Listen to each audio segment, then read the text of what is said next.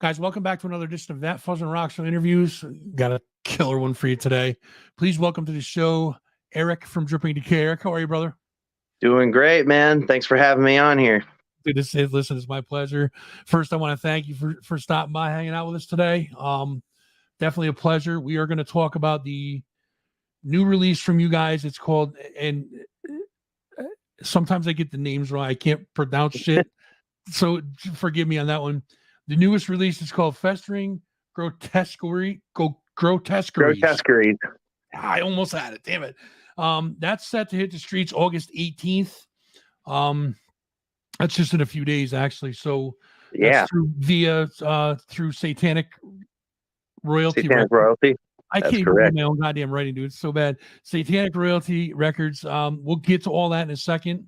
Let's start by talking about the band. When did you guys first form the band, and how did it happen? How did you guys all get together?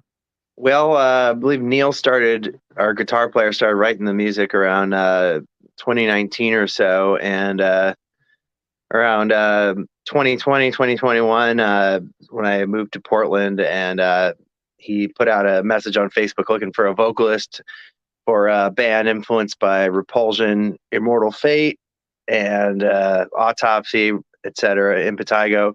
And it's all shit that was right up my alley. I've been wanting to do death metal vocals, just vocals, for a while. And he had just recruited Jason into the band, and Trevor was already in the band at the time too. That was our original bass player. All right, so like you said, you guys are out of Portland. What's your opinion on the scene in Portland right now? Man, I think it's really strong. I've been really impressed the last couple of years with it, how much it's bounced back from the pandemic, how many sick bands there are here. I mean, especially kind of as an outsider / newcomer, I lived in the Bay Area from 2009 to 2020. Always would check out the Portland bands that would come through town and kind of pay attention to the scene, and was always impressed with it. But being here now, I think by far it's one of the strongest metal scenes in the country. Nice. So let's give the names of the other guys in the band, just and let people know what they do, just so we kind of get to know you guys a little better. Sure. Got myself, Eric Stucke, on vocals. Got Neil Smith on guitar. We have Jackson Jordan on bass, and we've got Jason on drums. That's Jason Borden. Yes, you mentioned the pandemic. How did the pandemic affect your band? Hey guys, hope you're enjoying the video. If you guys like what you see, do me a favor, right down here, click that subscribe button, give the video a like, and ring that little notification bell. That way you guys know when we post new stuff and when we go live on the air. Do me a huge favor. Tell a friend or two. Now, let's get right back to the action. Well, it's funny because in some ways, like it gave us a little more clarity and time to be rehearsing and working on the material.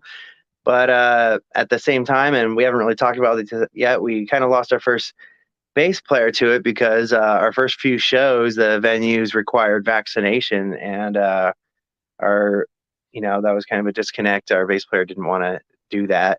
And political stuff aside, a band wants to play shows and can't play shows. And unfortunately, that ended up being a thing for us. Yeah, for sure. Absolutely. And yeah, like you said, it's not, it's the whole, political thing. And I mean, it's obviously everybody's choice what they want to do with themselves, but you guys have to, the band must move on. You guys have to go forward. So, right. And then coincidentally, like right around the time by the time we had Jackson ready to play shows, and right around the time we started playing shows, all that stuff started getting lifted anyway. So, So it was a little, bummer for Trevor, but we ended up with a really awesome person with Jackson. He's been not only a killer musician, but just a really team player and super positive. So, we're happy to have him with us. Awesome. How did you guys hook up with Satanic Royalty Records?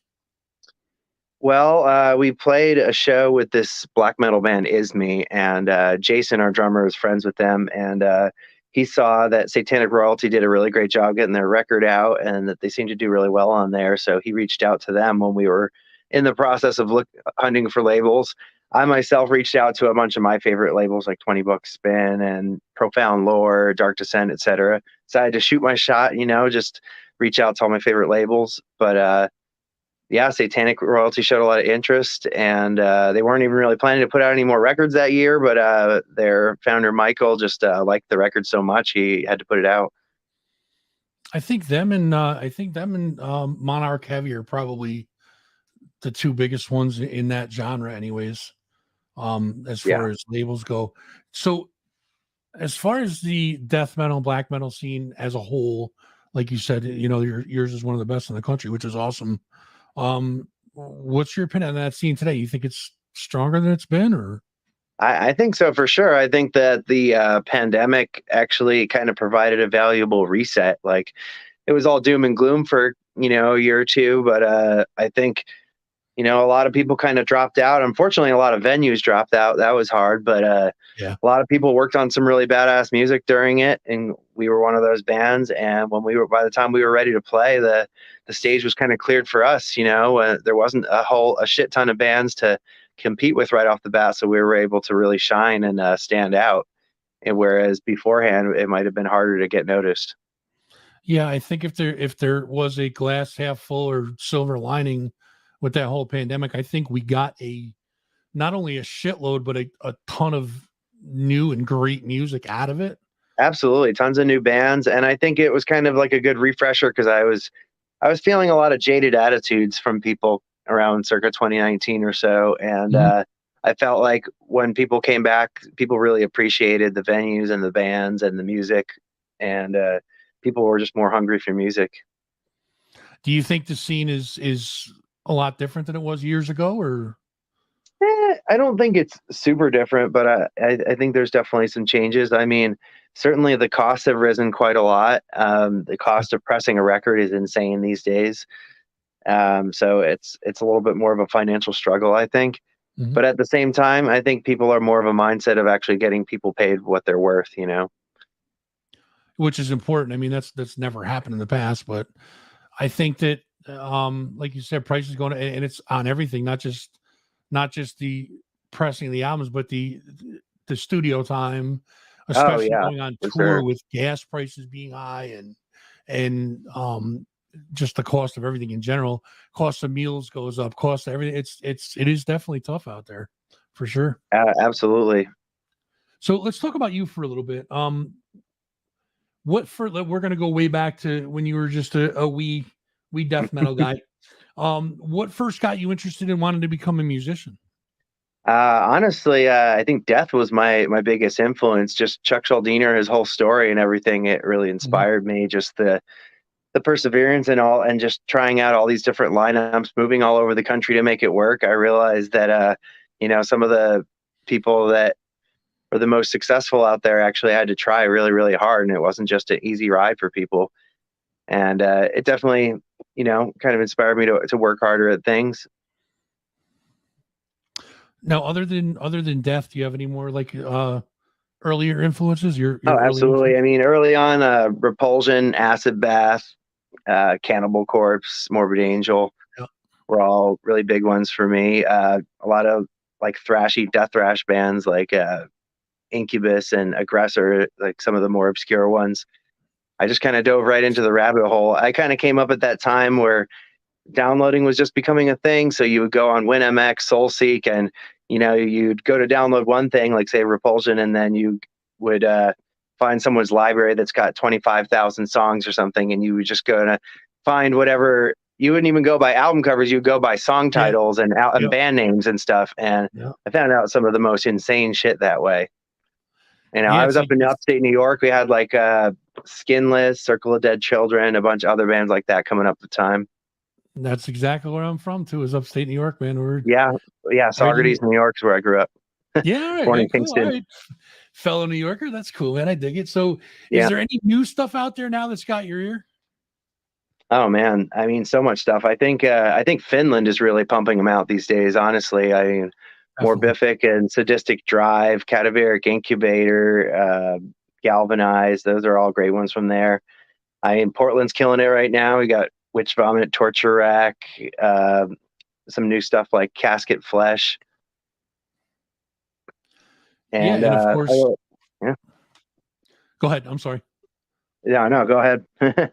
The yeah, of course, and the new stuff that's definitely got your ears, the new one called Festering Grotesque Queries. That's going to be out Of course. August 18th. You just slide that shameless plug in there. You know what I'm saying? So I got some rapid fire questions for you. I'm going to give you the question. Give me your response as quick as you can. There's obviously no rush, but we'll do it as quick as possible. It's 5 quick questions. Do you remember the name of your first band? Yeah, my first band was called Kaiser Wave, named after a move in the King of Fighters game, and it was like a power violence band. It was a mix of hardcore, grindcore. I was the front man, and that was in Burlington, Vermont. All right. Do you remember your first gig? Man, yeah, my first gig actually, I set up a gig with my buddies in Infernal Stronghold. I don't know if you remember them from Philly. They were like a kind of a black death thrashy band. From there, it was like Infernal Stronghold and Hip Cops and Nothing Is Over. It was like a 3-way tour with them and these 2 other like grindcore bands. All right, this one's gonna be tough. All right, and I don't want you to give a name, but more of a situation and why. I'll preface it by saying that. Have you ever met someone in the industry that let you down? Like you were excited to meet them, and then all of a sudden you were like, "Oh fuck, man, really?" Oh man, that's it's kind of a tough question because I tend to remember the ones that go the other way around that impress me, and I think they're going to let me down. Positive attitude. I like it, dude. That's good. Yeah, That's good. I honestly can't think of a whole lot, to be honest, and I know that's a crazy thing to say. It's. I mean, it's not as crazy as it is awesome because some people just. Yeah, I think the higher you get into the Metallicas and that once you get into that realm of the world, I think it's more prevalent. But I mean, I think that just shows you how underground I am and we are, huh? I love it. I absolutely love that. That's perfect. I got 2 more for you. One album that you would never get sick of. Oof, man, that's tough. Pungent Stench, Been Caught Buttering, Repulsion, Horrified. And finally, this one's probably the toughest one to answer. Your biggest on stage oops. Well, one of our recent shows, I tried to do like one of those kind of hardcore high jumps, legs up in the air, and I jumped all the way back into the drum kit and almost not and kind of fucking knocked it all over. But luckily, it all kind of stood itself back up, and we continued the song. But it was pretty wild. Like everything just kind of was falling apart for a second. Nice. Well, at least you didn't do that thing like the Who did, where somebody knocks into it, they just kick the fucking thing over and start smashing shit. That's a good thing. Oh yeah, and sometimes I just I get a brain fart on stage where I don't know what to say, and I'll just be talking about something, and then I'll just fucking scream out some sounds instead. I'll be like, ah! Hey, listen, that works though. That works. That's a good thing. So let's talk about this new album. I know we've been talking about it a couple of times. We gave the title of it. We're going to get a little more in depth in it. It's you guys' debut album, Festering Grotesque Queries. I'm getting it. Hits the shelves August 18th via Satanic Royalty Records. First off, how long did it take you guys to write the album itself? Well, I guess technically it took years because it was all the material that we had written up until that point. And when we recorded the demo a year before that, we already had about 8 or 9 of the 12 songs that we full-length songs that we have on that record. So I would say about 2 years it took to write all that material. Where'd you guys record it?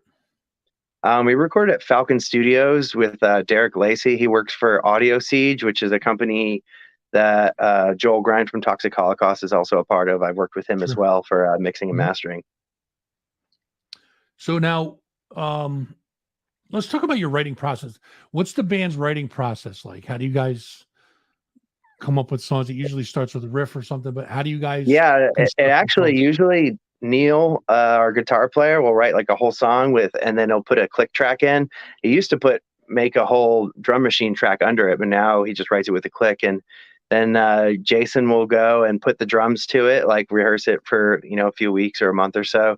Sure. And then they'll bring that to us, and we'll offer our opinions on it, and they'll fine tune it a bit, and then I'll write my lyrics and demo vocals for it, and Jackson will write his bass parts and put that together in the studio, in the practice studio. Gotcha. So now, who did your album art? If you know who it Yeah, was. this guy Tony Haitama, also known as Tony Cannibalette. He's a guy from Finland that has worked on a lot of badass album covers from across Sure. the Finnish death metal scene. Yep. And man, he's a fucking killer person for attention to detail and creativity. He has a very distinctive style, which is important in this field, I think. Now, the first single off the album was called Barf, or is still called Barf Bag. Yeah. Let's talk about that one. Tell us about that one. That one's a little riff on Street Trash, and actually Neil wrote the lyrics for that. He wrote the lyrics for about 3 out of the 12 songs on the album, and that one's just kind of describing a lot of the really graphic scenes in Street Trash, basically. So if you are a fan of that, I definitely recommend reading into the lyrics and getting some memories out of that. Just, the guy drinking the Tenafly Viper, liquefying into goo, just all kinds of crazy shit going on in that movie. So what's the name of the current single out now? That one's Abundant Cadaveric Waste. Yep. And I had you say it because I can't pronounce it, so I just had you say it. So what's that one about? Let's talk about that one. Yeah, that one was actually somewhat COVID inspired, because I was thinking to myself, like, what happens to all the people that die with COVID and die in the hospital, and they have organ donor written on their cards, but they can't donate those organs anymore. All these people are excited to sell their organs on the black market, and then they can't because the person has a deadly disease, so they just got to throw them in the trash. So I was just talking about all these like organs and body parts piling up in the trash because they're diseased and can't be sold. So what influences do you hear in the band that kind of sound, it's like formed your sound? That makes sense? Yeah, definitely. We definitely have some really clear core influences, and usually that's Repulsion, Napalm Death, Terrorizer, Cannibal Corpse. Pungent Stench is a big one, especially for me on the vocals. I was going to say Impetigo as well. All those just like insane sounds and just really out there antics. Yeah, I think Napalm Death was one I picked out first, and then Cannibal Corpse was another one. So yeah, a lot of harmony corruption from Neil and Jason, and for me, I mean, I don't know, Lee Dorian's just like huge influence. Just those beastly Godzilla roars. I love the savagery. Now, do you guys have any plans of touring, supporting the album? Absolutely. We try to set up a couple times this year, and we're running into shortages of venues. So we decided to book it further out for next year to make sure that we can play at all the places we want to. A lot of venues are like shut down for renovations, or they're just booked out months in advance. Now, do you have a favorite venue to play?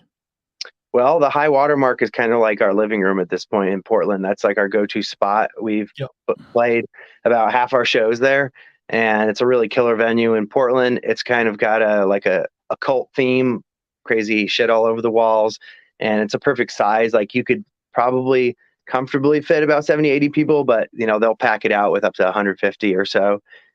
And we're able to they have a built-in fog machine there, and we are able to put up our projections where we project horror movies behind us, like super cuts of like hundreds of horror movies. Oh, nice. Oh, that's awesome. Yeah, and that's actually where we're about to play in about 3 weeks, and that'll be like our record release show. Oh, sweet. Put something on YouTube, Lee. I got to see that. That sounds cool for sure. Now, do you have anything else you want to tell the folks before we wrap up? I don't want to take all your time here. I guess I would just say stay gross, stay disgusting, and keep listening to old school death metal and keep digging for the obscurities. Hell yeah, absolutely. Folks, check out the newest album, the new debut album from Dripping Decay, Festering Grotesqueries. I'll get it eventually, trust me. It's due out August 18th via Satanic Royalty Records.